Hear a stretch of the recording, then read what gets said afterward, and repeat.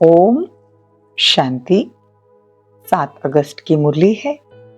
ज्ञान के सागर, आनंद के सागर शिव परमात्मा कहते हैं, मीठे बच्चे, याद की लंबी सीढ़ी पर तब तक चढ़ सकेंगे जबकि बाप से सच्ची प्रीत होगी। याद की दौड़ी से ही विजय माला में आएंगे। प्रश्न है, एक बाप से सच्ची प्रीत है तो उसकी निशानी क्या दिखाई देगी?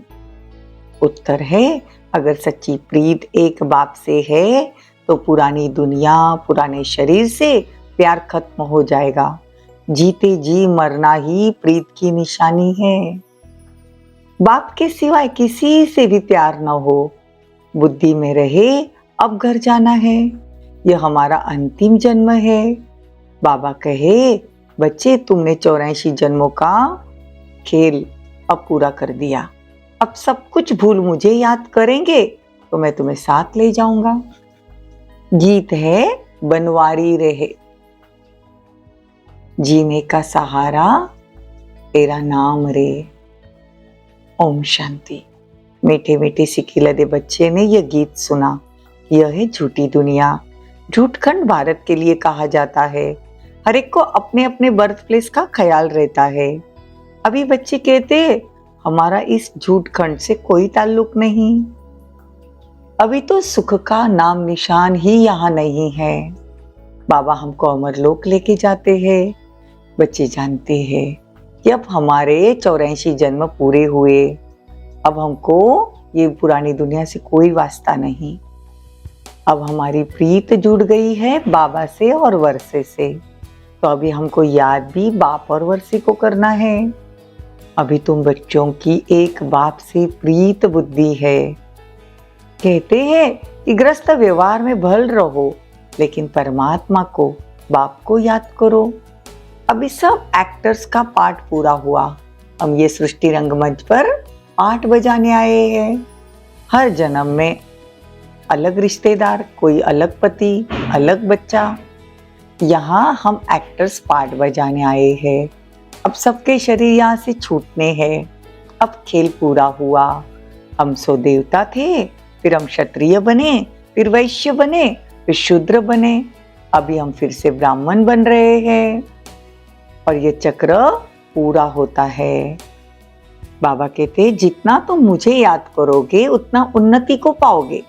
यह महाभारत लड़ाई है, उन सब की है विनाश काले विपरीत बुद्धि, तुम्हारी है प्रीत बुद्धि। तो बाबा कहते हैं कि अभी तुम्हारा अंतिम जन्म है। गाया भी जाता है, कुंवारी वो जो 21 कुल का उद्धार करे। अब वो तो समझते नहीं कि 21 कुल किसको कहेंगे, क्योंकि बाबा हमको 21 जन्मों की राजाई देते हैं और हम आत्माएं, ब्रह्म कुमारियां सबको ज्ञान देते हैं, उन सबका उद्धार करते हैं। तो वो एक जन्म का उद्धार नहीं करते हम उनका 21 जन्मों के लिए उद्धार करते हैं। दुनिया वाले तो ब्लैंकेट देंगे, दान देंगे, अन्न दान करेंगे, वो अल्पकाल का होता है। लेकिन ये जो ज्ञान दान या परमात्मा परिचय का दान जो हम सबको देते हैं, उससे उन लोगों के 21 जन्मों का भाग्य के दरवाजे खुल जाते हैं। इसीलिए कहते हैं कि कन्या वो जो 21 कुल का उद्धार करे। देखो भारत में कन्याओं की कितनी महिमा है, क्योंकि कन्या पवित्र होती है, कन्याओं का पूजन होता है। क्यों? क्योंकि वो पवित्र है। कन्याओं की सब पैर छूते हैं और जब कन्या की शादी होती है तो उसको सबके पैर छूने पड़ते हैं। तो पवित्रता का मान है। अज्ञान काल में भी हमको ये बातें पता नहीं थी। तो बाबा कहते हैं, रचता तो एक बाप है, तो माता भी चाहिए।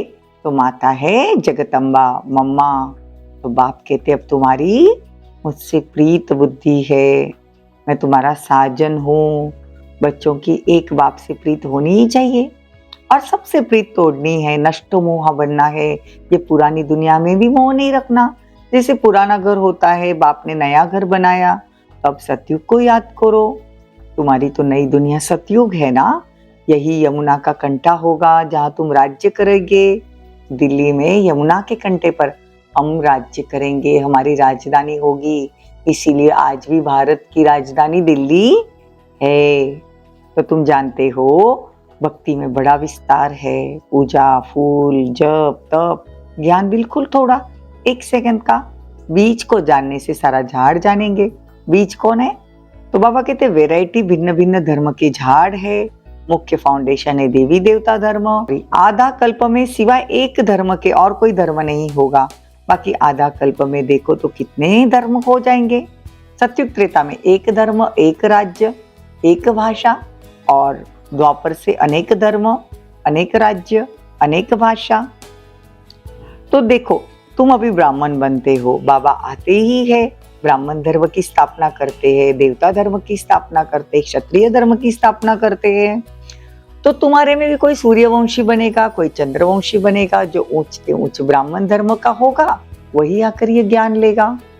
तुम बाप से कितनी ताकत लेते हो, बाप से कितनी शक्ति लेते हो। गोया सर्वशक्तिवान बाप ही बच्चों को योग से शक्तिशाली बनाते हैं। तो बाप तो गुप्त है, उनको तो अपना शरीर नहीं है, सर्वशक्तिवान कहा जाता है, तो जरूर वो शक्ति देते होंगे। तुम्हारा नाम ही है शिव शक्तियां। तो बाप कहते अब तुम्हारी सर्वशक्तिवान बाप से प्रीत है, नंबरवार पुरुषार्थ अनुसार। नंबरवार है ना, सब एक जैसी प्रीत नहीं कर सकते, किसी की बहुत प्रीत होती है भगवान से, किसी की कम।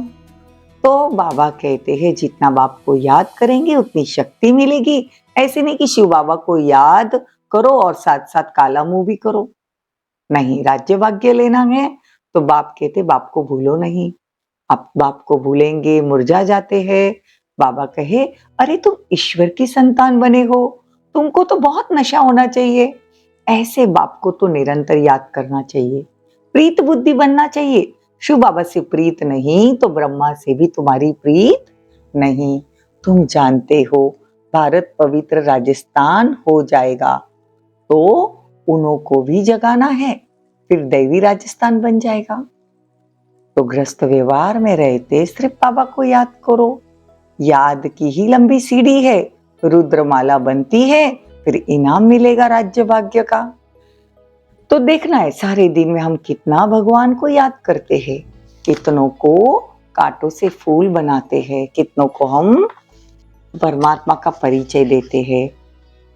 बाबा कहते अगर प्रजा नहीं बनाएंगे तो किस पर राज्य करेंगे।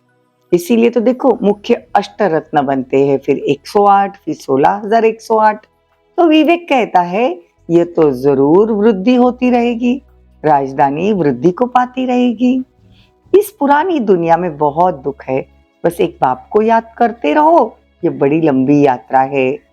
बाबा कहते हैं कितनी मेहनत करनी पड़ेगी, कर्म भोग भी कितना चलता है, इसलिए याद की मेहनत करो। बाप तो आकर मनुष्य से देवता बनाते हैं। विश्व का मालिक तुम बच्चों को बाबा बनाते हैं, तो बाबा को याद नहीं करेंगे तो वर्षा कैसे मिलेगा। ये तो तुम्हारा काम है, पुरुषार्थ कर निरंतर याद करना। निरंतर याद रहे वो अवस्था अंत में होगी, अभी नहीं, पिछाड़ी में 8 ही दिन करेंगे। याद करते करते सबसे पहले जाते हैं। अच्छा, मीठे मीठे सिकिलदे बच्चों प्रति माता पिता बाप दादा का याद प्यार और गुड मॉर्निंग। रूहानी बाप की रूहानी बच्चों को नमस्ते। हम रूहानी बच्चों की रूहानी माता पिता बाप दादा को याद प्यार, गुड मॉर्निंग, नमस्ते, थैंक यू, बहुत बहुत शुक्रिया। धारणा के लिए मुख्य सार, विनाश काल का समय है, इसलिए देहदारियों से प्रीत तोड़ एक बाप से सच्ची प्रीत रखनी है। इस पुराने घर से मोह नष्ट कर देना है। ज्ञान की बुलबुल बन आप समान कांटों को फूल बनाने की सेवा करनी है। याद की दौड़ी लगानी है। वरदान, सर्व योग्यताओं द्वारा स्वयं को वैल्यूएबल बनाने वाले बेफिक्र बादशाह भव। बाप स्वयं बच्चों को ऑफर करते हैं, बच्चे योग्य राइट हैंड बनो, योग्य सेवाधारी बनो। जो योग्य होता है वो बेफिक्र बादशाह होता है। चाहे स्थूल योग्यता चाहे ज्ञान की योग्यता मनुष्य को वैल्यूएबल बना देती है। योग्यता नहीं तो वैल्यू नहीं। रूहानी सेवा की योग्यता सबसे बड़ी है। ऐसी योग्य आत्माओं को कोई भी बात रोक नहीं सकती। योग्य बनना माना मेरा तो एक शिव बाबा बस, और कोई बात बुद्धि में न आए, और कोई बात बुद्धि में न हो। स्लोगन, एक रस स्थिति का अनुभव करना है तो एक बाप द्वारा सर्व रसों की अनुभूति करो। ओम शांति। ओम शांति।